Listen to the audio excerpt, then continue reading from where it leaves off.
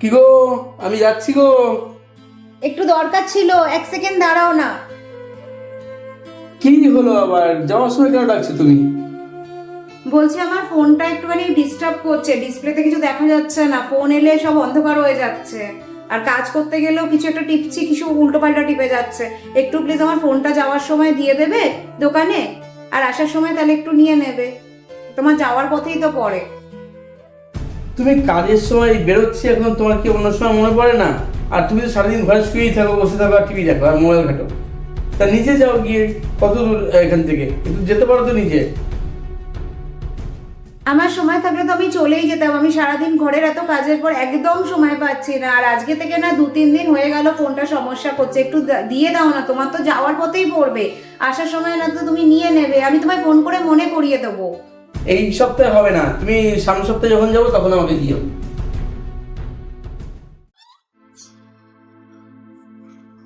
উফ, শর্মিষ্ঠা, এই শর্মিষ্ঠা, কি হলো, সব অগোছালো সব কি করছে?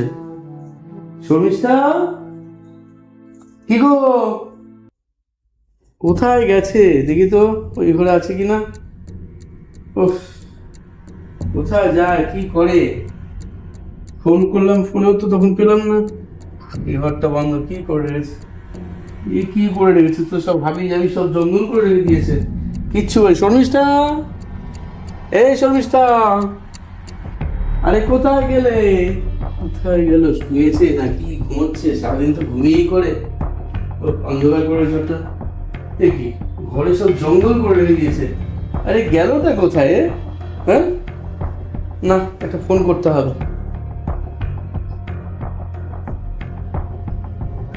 কি হলো, সুইচ অফ?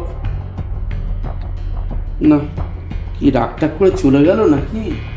হ্যাঁ, ভারী জ্বালা, রাগ টাগ করে চলে গেল নাকি বাপের বাড়িতে? এবার এরকম করে বললাম, দেখি তো বাপের বাড়িতে গেছে কিনা।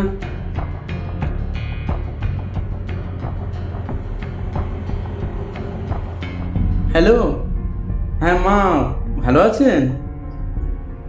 হ্যাঁ হ্যাঁ, ভালো আছি মা। বলছি, শর্মিষ্ঠা কি ওখানে গেছে? না না না, না ওকে দেখছি না, ওকে ফোনেও পাচ্ছি না, ফোনটাও সুইচ অফ রয়েছে। আমি সবে অফিস থেকে আসলাম। হ্যাঁ হ্যাঁ, এমনি শরীর ভালো আছে। আচ্ছা আচ্ছা মা, ঠিক আছে, দেখছি কোথাও গেছে কি বুঝতে পারছি না। কোথায় যায়, কি করে, কিছু বলেও যায় না। আশ্চর্যজনক ব্যাপার। উফ, ভালো লাগছে না এসব।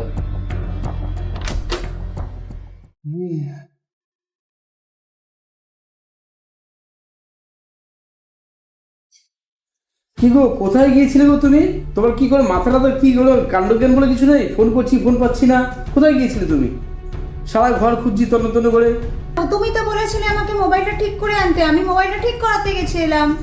আর তুমি বলবে না আমাকে যে যাব? আমি এসে চিন্তা করছি, তোমার বাড়িতে পর্যন্ত ফোন করেছি। কতটা টেনশন হয় জানো? ঘরদোরগুলো কি করে গেছো, বাইরে দেখো তো, ঘরগুলো দেখো কি অবস্থা করে গেছো। কোনো কাজই তো তোমার দেওয়া হয় না, সারাদিন শুধু মোবাইল ঘাটবে আর টিভি দেখবে। আর কাজটা করো কি? সবসময় তোমাকে এটাই শোনাও যে আমি মোবাইল দেখছি, আমি টিভি দেখছি, আমি শুয়ে আছি। আজকে আমি তাই করেছি। আজকে আমি কিচ্ছু ঘর গোছাইনি। আজকে আমি শুধু নিজের মোবাইলটা নিয়েই চলে গেছিলাম তুমি যাওয়ার পর। আমি শুধু কি সারাদিন সত্যি ঘুমিয়ে থাকি? আমি যদি ঘুমিয়ে থাকতাম তাহলে কি তোমার সংসারের সব কাজগুলো এমনি এমনি হয়ে যেত? আমি তোমায় কথা শোনাচ্ছি না, কিন্তু একবার ভেবে দেখো, তোমার ওঠার আগে, অফিসে যাওয়ার আগে আমি উঠে পড়ি। উঠে তোমার জন্য সব কিছু রেডি করি, তুমি কি পড়বে, কি খাবে, অফিসে কি নিয়ে যাবে। তুমি অফিসে তারপরে চলে গেলে আমি তোমার সব কিছুতে যাতে অসুবিধে না হয় গুছিয়ে রাখি, যাতে তুমি বাড়িতে এসে প্রত্যেকটা জিনিস হাতে পাও। আমি তোমার জন্য লাঞ্চ করি, আমি তোমার জন্য ডিনারে কি খাবে সেটা পর্যন্ত রেডি করি। আর বাড়িতে বাসন কুসুন মাজা বলো, বা এই যে কাপড় তোপড় কাচা বলো, এগুলো তো সবই আমি করি। তার মধ্যেই তুমি এসে যাও। আর তারপরে তো তুমি নিজেই দেখতে পাও যে তুমি আসার পর থেকে আমি শুধু শুয়ে থাকি, মোবাইল দেখি, না ঘরের কাজকর্ম করি। তুমি যখন এরম ভাবে বলো না, আমারও খুব খারাপ লাগে। কথায় কথায় শুধু আমার মোবাইল নিয়ে খোঁটা দাও, আমার ঘুমোনো নিয়ে খোঁটা দাও।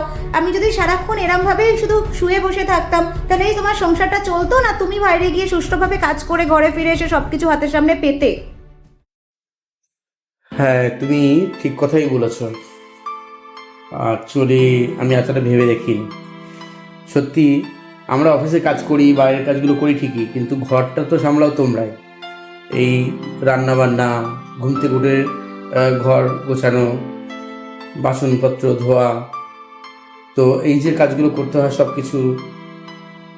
আমরা বাইরে থেকে শুধু অফিসে গেলাম, কাজ করে চলে আসলাম, তারপর তো বাড়িতে এসে বন্ধু বান্ধব সাথে ঘোরাঘুরি করছি, টিভি দেখছি, সব কিছু করছি রিল্যাক্সে। কিন্তু তোমার মতো তো এইভাবে আমি কখনো ভেবে দেখিনি। তোমাকে এভাবে বলার জন্য সত্যি খুব খারাপ লাগছে। I am so sorry. আর আগামী দিনে চেষ্টা করব যাতে তোমাকে আর না এই অভিযোগগুলো আমার থেকে শুনতে হয়, আর তুমিও আমাকে প্রতি কোনো রকম অভিযোগ করতে না পারো, আমি সেটাও দেখবো। আর নিশ্চয়ই আমি সব কিছু মাথায় রাখবো এখন থেকে। সরি।